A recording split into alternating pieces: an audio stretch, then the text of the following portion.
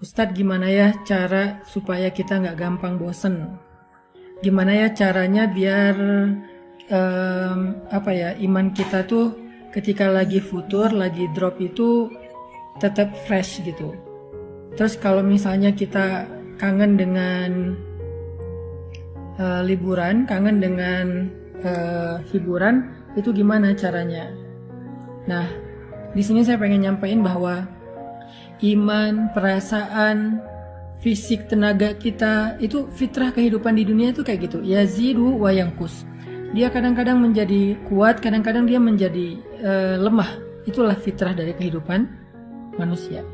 Terus gimana cara kita menyikapi fitrah yang kayak gini? Ketika kita lagi kuat, ketika kita lagi mood, ketika kita lagi bugar, itu pasti semuanya jadi mudah. Tapi pas kita imannya lagi lemah, perasaannya lagi bete, tenaganya jadi dalam keadaan mager, malas gerak, lemes banget, pegel-pegel, apa yang harus kita lakukan? Ada beberapa hal. Satu, butuh vitamin, butuh makan, butuh nutrisi. Kedua, kadang-kadang kita butuh terapi, kita butuh pijat, kita butuh spa, kita butuh relaksasi. Dan yang ketiga, kita butuh olahraga, gerak supaya endorfin kita bertambah sehingga kita jadi lebih fresh dan segar lagi. Itu adalah kondisi fisik kita. Dan ternyata kondisi iman kita tuh sama dengan kondisi fisik. Iman itu ketika lemah, dia itu butuh nutrisi. Ketika lemah, dia itu butuh vitamin. Ketika lemah, dia itu butuh makan. Nah, pertanyaannya, apa nutrisi iman? Apa vitamin iman? Apa makanannya iman supaya dia kuat lagi? Ternyata kata para ulama, nutrisi iman itu adalah tafakkur. Sebagaimana nutrisi perasaan itu mencari hiburan, maka nutrisi iman itu adalah tafakkur. Apa itu tafakkur?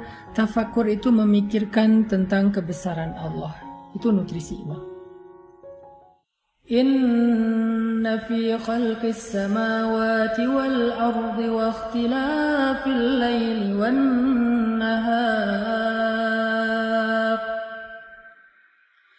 wa ikhtilafil laili wan nahari la ayatin li ulil albab alladzina yadhkuruna Allaha qiyaman وعلى جنوبهم ويتفكرون في خلق السماوات والأرض ربنا ما خلقت هذا باطلا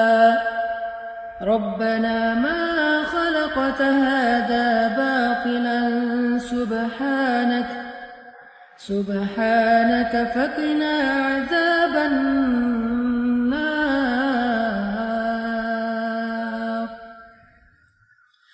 Allah Subhanahu wa Ta'ala berfirman, sesungguhnya di dalam penciptaan langit dan bumi dan di dalam silih bergantinya malam dan siang terdapat bukti-bukti tentang kebesaran Allah bagi orang yang cerdas, orang yang berakal, yaitu orang yang selalu mengingat Allah dalam keadaan berdiri, duduk, dan berbaring. Dan mereka senantiasa memikirkan tentang kebesaran Allah dalam ciptaan-ciptaannya, seraya berkata, Maha Suci Tuhan kami, tidaklah Engkau menciptakan ini sia-sia, maka peliharalah kami dari azab api neraka. Di ayat ini tuh Allah lagi nyuruh kita untuk lebih sering tafakur. Wa yatafakkarun. Tafakur itu dari kata fikir. Fikir itu jadi bahasa Indonesia, pikir. Jadi nutrisi iman itu adalah mikir. Nutrisi iman itu adalah memikirkan, merenungkan, menghayati, menalar, memperhatikan kebesaran-kebesaran Allah di dalam ciptaannya. Bertafakur itu nggak butuh modal.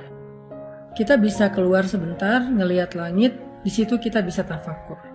Kita bisa nonton Nat Geo tentang misalnya animal, tentang planet, tentang earth, tentang apa misalnya people atau apalah tentang kehidupan. Di situ kita bisa tafakur tentang betapa Allah itu agung banget ya, menciptakan segala sesuatu dengan sangat-sangat sempurna. Yang di dalamnya itu semuanya ada ayat, ada bukti. Bukti Allah Maha Pencipta, bukti Allah Maha Kuasa, bukti Allah Maha Mengatur, bukti Allah Maha Raja, bukti Allah yang Maha Memberi rezeki, memelihara. Di situ ada banyak bukti. Sehingga dengan kita merenungkan secara serius, kita mikir, insya Allah itu akan menjadi nutrisi dalam hati atau iman kita. Tafakur. Lalu setelah kita berpikir, tafakur, hasilnya itu harus menjadi iman. Apa maksudnya? Semakin sering kita mikirin tentang kebesaran Allah, harusnya semakin kita yakin sama Allah. Kalau kita tahu Allah itu Maha Mengatur, Maha Memberi rezeki, kenapa kita khawatir? Kenapa kita berputus asa? Kenapa kita kayak nyerah gitu? Kenapa kita ragu?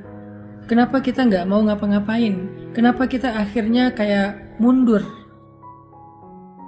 Padahal kita yakin Allah yang Maha Memberi rezeki dan Allah yang Maha Mengatur. Kenapa kita harus khawatir? Itu namanya tajdidul iman, memperbaharui iman.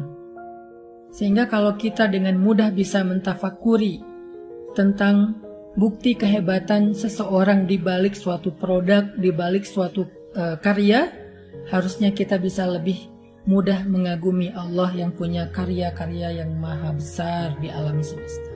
Karena kita udah ngelihat karya Allah, ciptaan Allah, kagum sama Allah, harusnya kita percaya. Apa bukti kita percaya? Kita ikut, kita nggak protes, kita nggak membantah, kita nggak mendebat, kita nurut. Itu yang disebut dengan tafakur, teman-teman. Percaya sama Allah. Makin kuat kita percaya sama Allah, semakin kita berkurang rasa khawatirnya. Kalau ada rasa khawatir dan bingung, pasti ada ragu kepada Allah. Pasti ada ragu kepada Allah. Semua kita punya keraguan tanpa kita sadari terhadap kebesaran Allah. Kita boleh bilang saya yakin sama Allah, tapi nyatanya nggak cukup dengan lisan, dibuktikan itu di sini. Pembuktian itu ada di hati kita ketika kita ada masalah. Seberapa mudah kita tenang ketika ada masalah bahwa Allah Maha membantu, Maha menyelesaikan. Di situ kita akan tahu kita ini imannya kayak gimana.